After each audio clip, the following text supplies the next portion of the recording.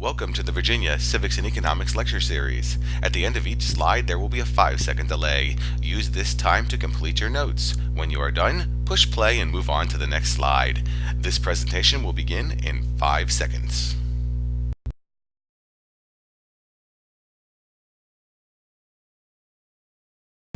Welcome to Virginia Civics and Economics Lecture 5.3 on owning a business, and let me tell you about my favorite type of business, the delicatessen. You know, a deli. You don't know? Well, a delicatessen is a store selling cold cuts, cheeses, and a variety of salads, as well as a selection of unusual or foreign prepared foods. So let me tell you about my favorite deli as a kid, Wilk's Delicatessen on Ridgewood Avenue in Ridgewood, New Jersey. You see, every Thursday, I'd walk out of my high school and take a 2-block walk to Wilk's, where I bought the best roast beef sandwich in all of northern New Jersey. But Wilk's is not the only place around. Here's the Carnegie Delicatessen and Restaurant. It's a very famous deli in New York City. And here's the Kosher Nosh Deli. It's a specialty deli serving only kosher food. And even down here in Virginia Beach, we have the Route 58 Delicatessen. It's a nice place for some New Jersey nostalgia. All of these delis are businesses, but are they all set up the same way? And does it matter if they are set up differently when it comes to how we treat them in the economy? Well, today we're going to answer those questions, and with that said, let's go to the next slide.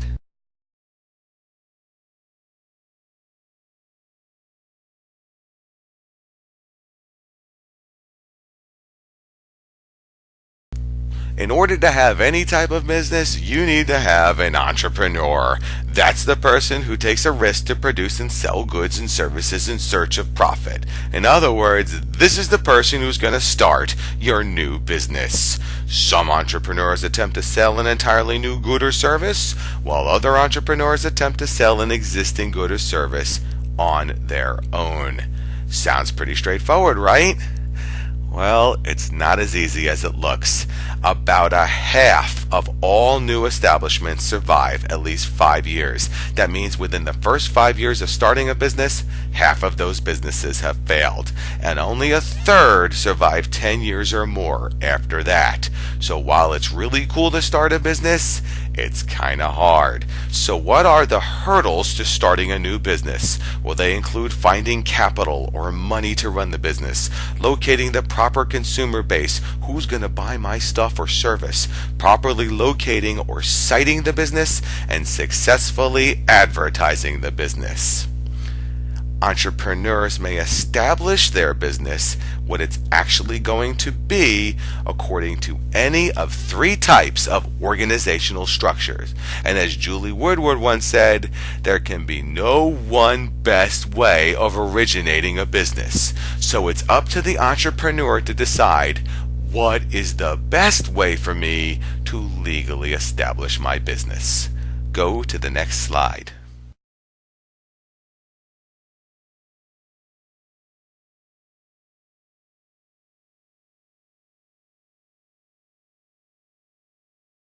Two of the 3 ways we can legally start a business in the United States look similar. They are proprietorships and partnerships. A proprietorship is a form of business organization with one owner who takes all the risks and all the profits. What does a proprietorship look like? Here's Lucy Van Pelt. She put up her sign, the psychiatrist is in. It's easy for Lucy to start her business. She's ready to go and help the public.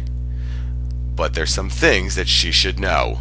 There is no legal distinction between the business and the entrepreneur operating the business. And the entrepreneur is personally responsible for all debts and can be sued directly for anything related to the business. So, if Charlie Brown sues her for something she did and wins, Lucy's personally on the hook. She's gonna have to pay Charlie Brown out of her own pocket. A partnership is a form of business organization with 2 or more owners who share the risks and the profits. The benefits of a partnership are that they're easy to form and they do not require the same legal requirements as a corporation, But a partnership also carries the same risk as a proprietorship. So if Stan and Seuss are partners in the Mystery Shack, they're going to face the same risks as Lucy. If they get sued as a partnership, both Stan and Seuss will be liable if anything bad happens to a consumer in their business. Go to the next slide.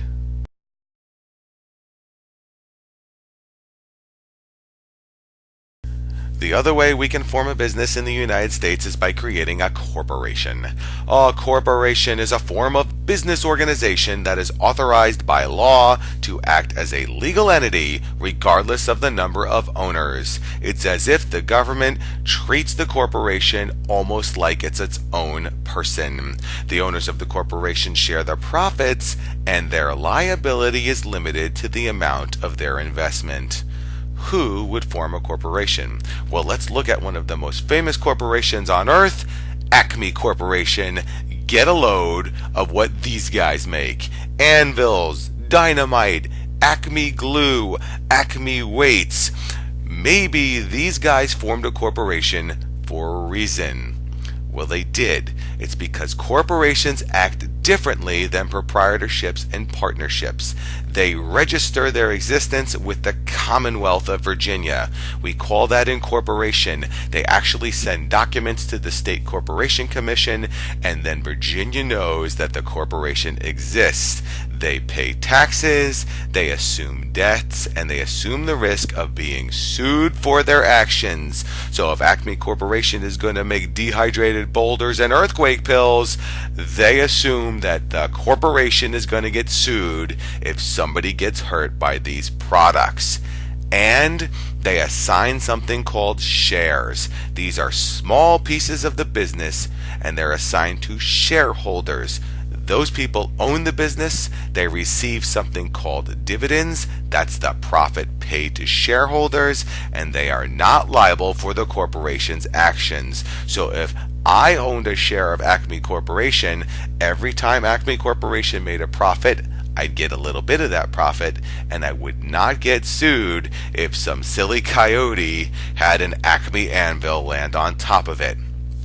Finally, corporations run themselves through a board of directors that meet to run the business, and they have a chief executive officer who runs the day-to-day operations of the business. So unlike a proprietorship and a partnership, a corporation is shielded from liability, but it's got a lot more things to do in order to become a business.